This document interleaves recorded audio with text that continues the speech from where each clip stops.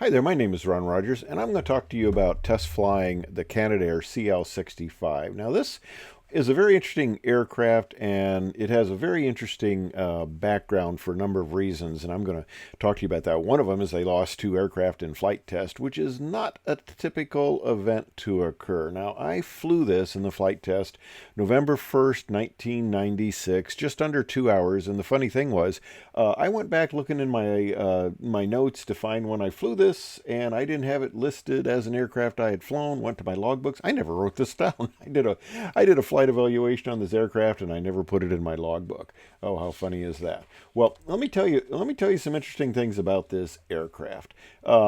It comes in a niche between where turboprops at the 0 to 300 mile range, although most people don't take a flight for 0 miles, but less than 300 mile range, the turboprops are more efficient, but 300 on up for short, long stage lengths, the jets are more efficient. And of course, I had done this flight evaluation, and we're coming back on it. We're actually riding on a CL-65 out of Montreal back to Chicago, and one of the passengers, I overheard him saying that he was very happy to be on this because it was a jet. And of course, this goes back to the old thing that jets are more safer than props. Well, that's not true. But anyway, that is the perception.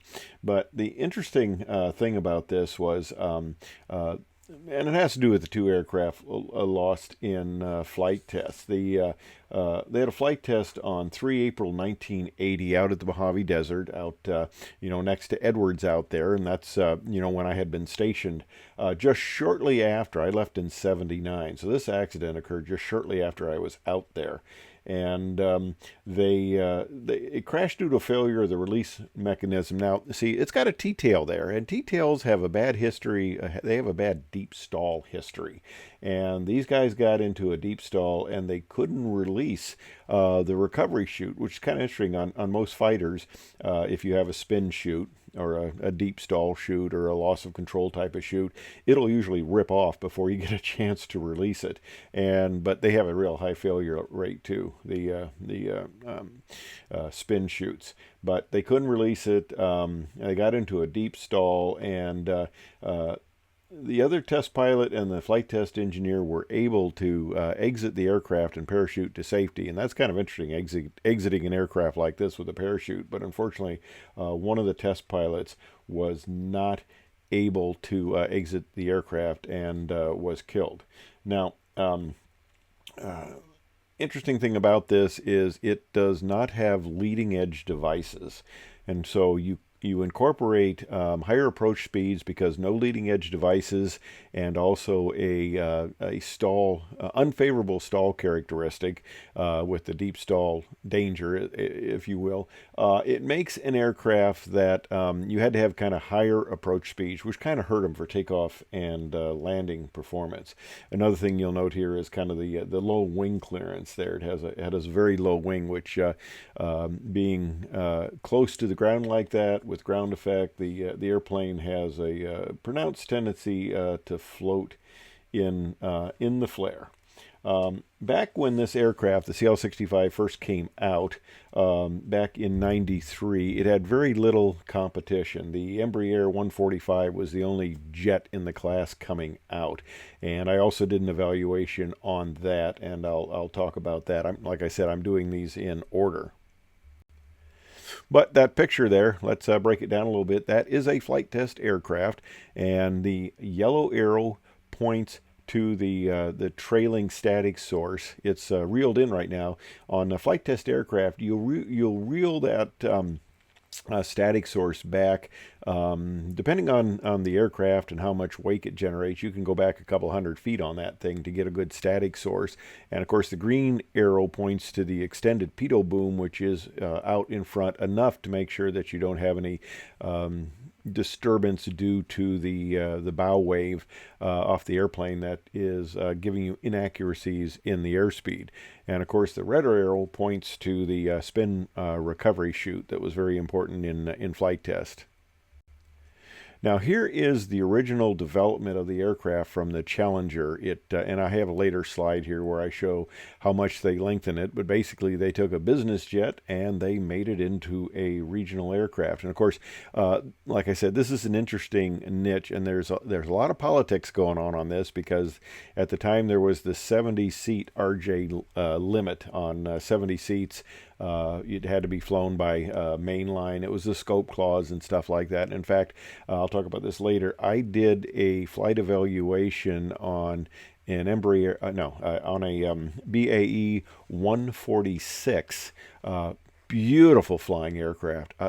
Absolutely beautiful flying aircraft. I'll talk about that. But it was listed as the RJ100, and the ALPA president at the time had an absolute fit, and they refused to publish my flight review on that, which is kind of funny because we had ALPA members who were flying this aircraft, and it was a 100-seat aircraft, but it got published in their kind of local magazines, but you won't see it in the ALPA National Archives because it didn't get published. Oh, by the way, I am publishing the evaluation.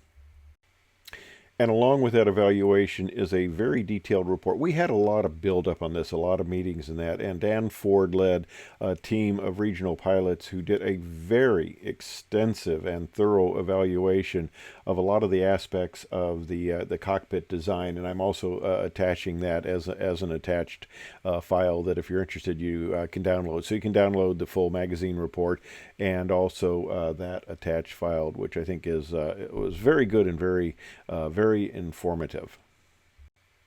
Now, the airplane we flew, unfortunately, was not a flight test aircraft, and anyway, we would not have done stalls in it, mainly because in this type of TTL aircraft with the tendency of a deep stall, it's essentially too dangerous to do on a non-specific flight. In flight tests they, especially with a history of the accidents. In flight tests, they approach this very carefully, and for our type of flight evaluation, this wasn't really necessary, so we didn't go into the stalls. And we were flying just a regular aircraft off the line, belonged to Comair, one that was available. But this is a very nice aircraft, 6 CRT system, and heads-up display. Now, the interesting thing about the heads-up display, and I had one of the people, a Canadian pilot, who was involved in the evaluation, said, I'm not a bad pilot, I've just had bad instrumentation. And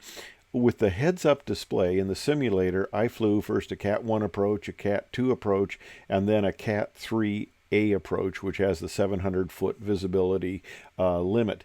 And it was amazing how well you could fly it. So I agree with him. If you have the proper instrumentation, I could hold the speed within 1 knot because it had very great trend arrows, and you just adjusted the throttles, and it worked.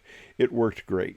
Now, of course, the one thing about the regional jets that's always a problem is they typically aren't Cat 3 capable. Most of them are Cat 2, and if the weather goes down, all the connecting flights kind of go to heck. I was going into Denver one time, and this is a thing, okay, to tell you about. I never trust the weather forecasts. I mean, yeah, they're pretty good, but you always use a bit of confidence. Now, I was going from Chicago to Denver on a domestic 777 flight, 777-200, I think it was, the 345-seat A model. And the weather forecast was essentially Cat 3 before and Cat 3 after, but during our arrival time, it was supposed to be clear. And I'm looking at that and I'm going, if you guys are off, I'm going to be in big trouble here. And I'm talking dispatch, and I go, no, I need an alternate. I put on another 10,000 pounds of fuel, and I said, that's just too little of a window where it's going to be great when it's not now, and it's going to be bad afterwards.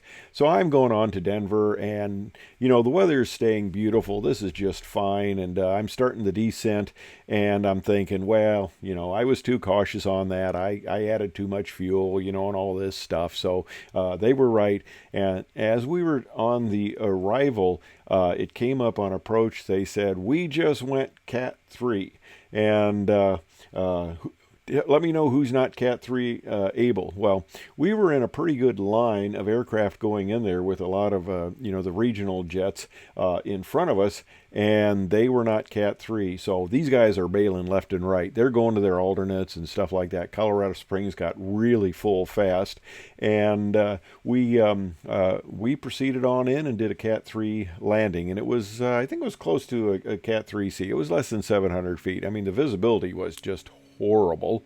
And those are the fun types to fly in an aircraft that has the ability with the auto land and that. It was really cool.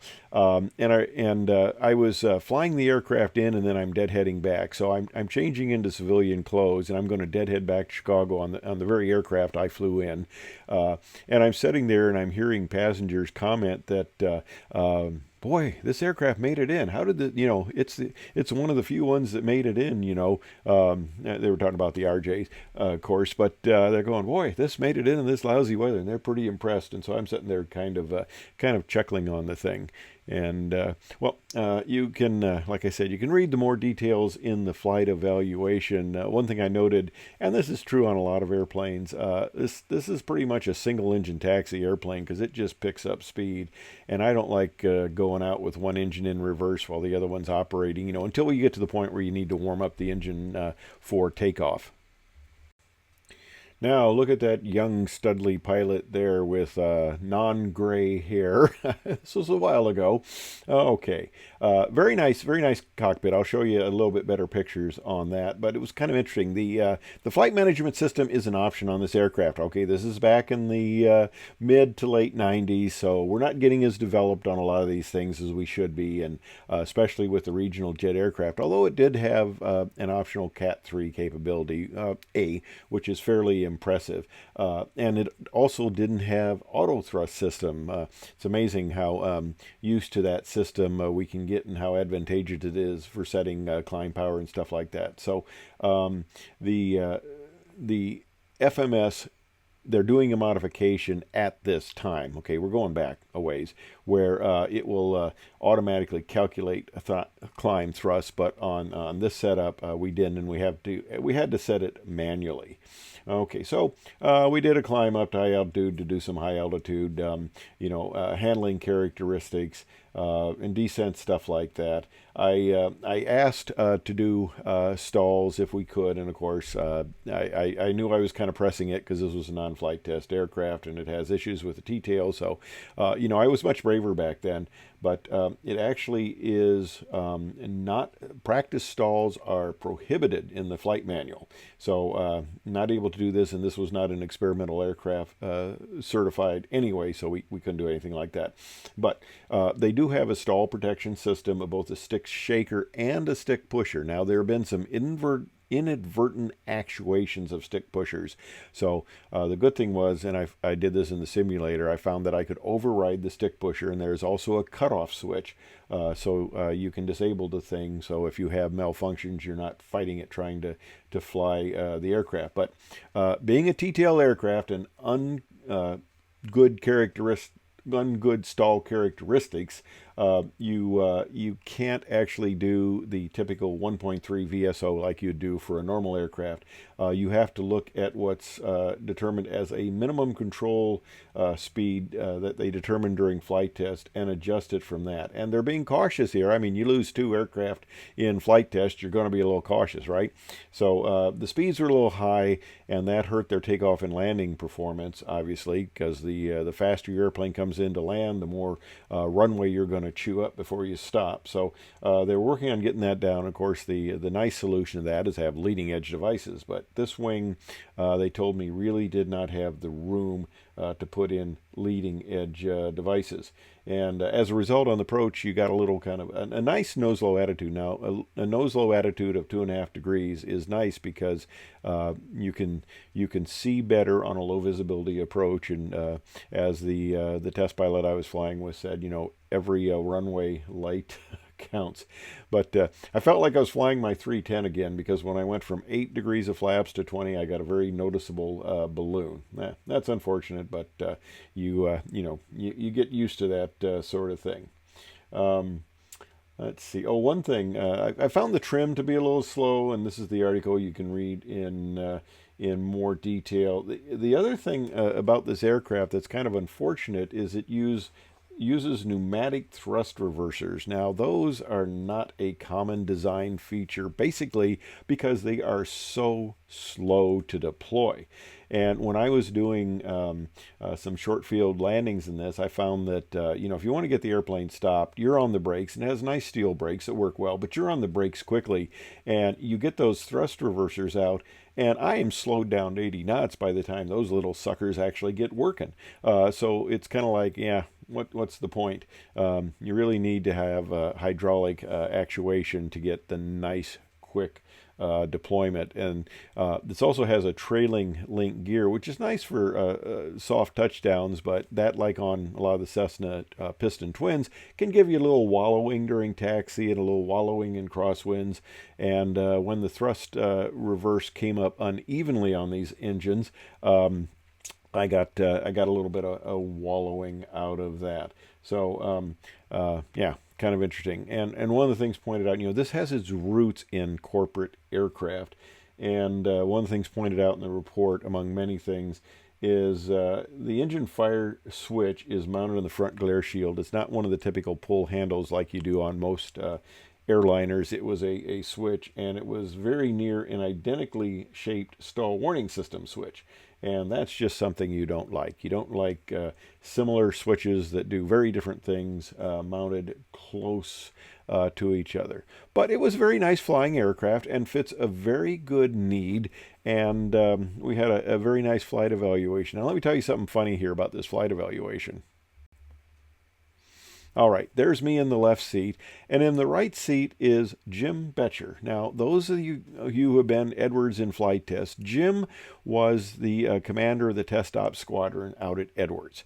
And I was assigned when I was out at Edwards. He was there after I was there, but I was assigned to the test ops squadron. So Jim would have essentially been my boss if the timing had been different. And there is the two of us there, and you notice that 4 foot 11-inch wing distance from the ground there. I think you see, and you see it's a Comair aircraft that we were using.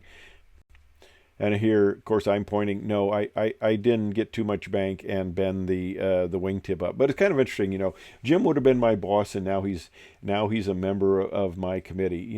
Like I said, I had absolutely great people on my new aircraft evaluation and certification committee. I couldn't ask for a better bunch of pilots.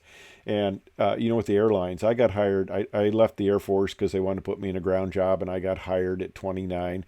Well, a lot of people went in full careers, and then they come on. So I'm captain on the 737, and I've got a 2-star general as my co-pilot. I mean, back when I was in the Air Force, a 1-star general was, a god level and above. So yeah, that's kind of interesting in how things change. That's why you don't want to ever screw anybody over in aviation, and you always want to treat people with respect, because you never know how things may change in the lineup of position authority and stuff like that. You just don't want to ever screw over people in aviation, because first of all, it's just not a nice thing to do, and it's stupid, and it can come back to bite you. That's why you don't cross a picket line either. But that's in other discussions. All right, now look at those young studly people there. Now, on the far left of the picture there, down there, is Jim Betcher, of course. Next to him is Bob Hall, who was our staff engineer at the Airline Pilots Association. I always had a staff engineer for the committee, and he coordinated a lot of stuff, set up the meetings, did all this stuff. Greatly helpful. And before Bob went on to bigger and better things, we got him one flight. Bob had been an F-105 pilot, a Thud pilot in Vietnam, very prestigious position. And he's a pilot, but being the staff engineer and not an airline pilot, he typically didn't get to fly on any of these evaluations. But we got him a little bit of stick time thanks to the manufacturer on, I believe it was the MD-90, before he went on to bigger and better things. And of course, there's me in the center position there, and then we have the Bombardier flight test and operational people next to us. And there's the group, just the three of us, me, Bob Hall, and Jim Betcher. Now, this is a picture of the flight test cockpit at the time when the airplane was undergoing flight test. And the thing is, you can tell it's a flight test aircraft because there are a bunch of red things in there. That's what you do on flight test aircraft. The wiring is red or orange. That's flight test wiring, usually for instrumentation. And anything specific to flight test is typically in a different color. Now there is a typical picture of the cockpit. And you notice those nice 6 CRTs across there. I mean, just a really nice cockpit layout. And there's the passenger cabin, very very nice and comfortable. And of course, they give us very detailed briefings on the aircraft, and we've had a number of meetings and a number of flights in the simulator before we go up in the aircraft, so we're quite familiar with it. And this is basically they took the Challenger 600 and lengthened it to be a regional jet. And for those of you who are interested, there's the basic parameters there. It's a 47,000-pound aircraft. And there's the aircraft performance figures and some payload range information. Very nice, straightforward fuel system. It uses ejector pumps, which operate without typically an excessive power demand, let's put it that way. And they have electric boost pumps for backup, automatic fuel transfer controlled by a computer. You can also do manual transfer, of course. And of course, the manufacturer is going to tell you it's extremely reliable. Nice hydraulic system, 3 completely independent systems, 2 pumps per system. Yeah, designed to operate 205 degrees. Well, okay, that's wonderful. That's not going to get my attention too much. I'm going to stay at the hotel on that one. And spoiler system, very nice. Controlled by 2 computers, 2 channels. You can dispatch with a failed channel, 4 surfaces per wing, and you get a high roll rate with the spoilerons, they called it. And then we have the flap system, a nice double-slotted trailing edge flap. Too bad they don't have the leading edge devices, of course, on this brand, and they pay for that later on. With the follow-on aircraft, they were able to get those in there, and it, of course, makes a lot of nice improvement. NII system, because low-wing aircraft with tail-mounted engines had at the time historically not good ice performance. And it has a nice ice detection system. Fire protection was nice, sophisticated too. They have both engine overheat and fire detection, and the nacelles, the jet pipe, and the pylon. Also for the APU overheat and fire, and the main gear in case you have a wheel well fire, because that is a significant issue that has brought aircraft down.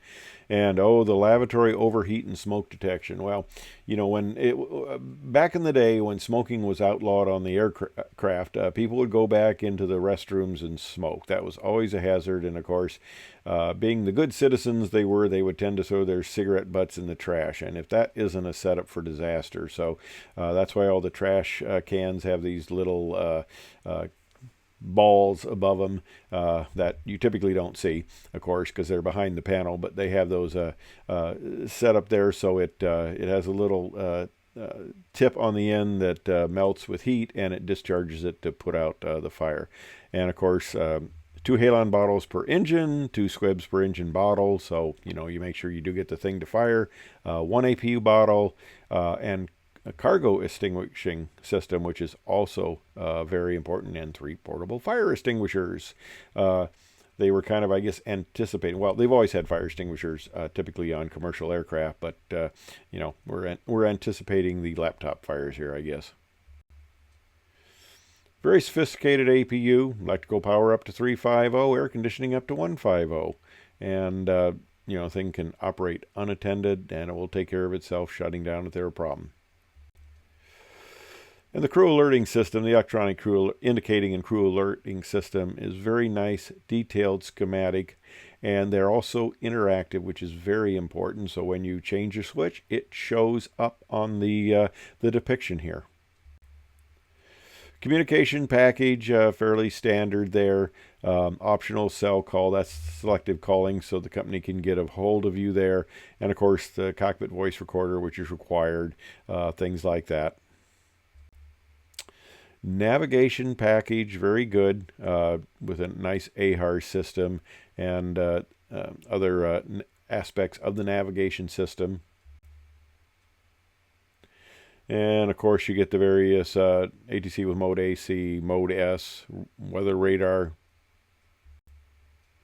And there's more information on the navigation package. It also has the TCAS, and it displays on the TCAS the resolution advisory, the traffic advisory, and then the resolution advisory if that becomes necessary. And it also, of course, has the standard ground proc system integrated into it. And this, of course, optional flight management system. Well, I am so spoiled by that. I mean, I somehow I survived in my 310 without one. Although my avionics package is quite sophisticated with two Q500s, a GTN 650, 750, and that. It's a very nice package, but doesn't have a flight management system. Ran out of money on that one. But anyway. Very detailed Collins, off the Collins FMS 4100E system, and has the automatic flight controls, Cat 2 fail passive autopilot, 2 independent flight directors, independent yaw dampers, and this is more information on the automatic flight control guidance modes. And of course the flight director. Now you want to get pilots arguing about flight directors. Ask them which they like better, the single Q V bars or the dual Q crosshairs. And we had quite a bit of divergence on this. The 27 had the dual Q and the single Q. Sometimes you'd intermix the two because we had some older aircraft. I always liked the single Q, but supposedly they said the dual Q could be more accurate. And of course the autopilot is certified Cat 2 at 100 feet. And the other information on yaw dampers. Now, I really like the heads-up display. Nice for Cat 3A landings, which gets you down to 700 feet, RVR, and a 50-foot decision height. You got approach monitoring by the heads-up display. And there's basically a Cat 3A depiction at 150 feet coming in. If you're flying it manually, you line up the two circles, one inside the other there, if you can see it on the left, and you have the little arrows on the wingtips that give you the acceleration information. So anyway, that's the history of the CL-65 entering service in the mid to late 90s. Getting the jet aircraft for people who thought propellers were unsafe, all the passenger perception of safety, and providing a very nice aircraft and start to the regional aircraft that have developed into actually some very nice aircraft, almost mini 737. So anyway, thanks for watching. That's the CL-65 story. I hope you enjoyed it.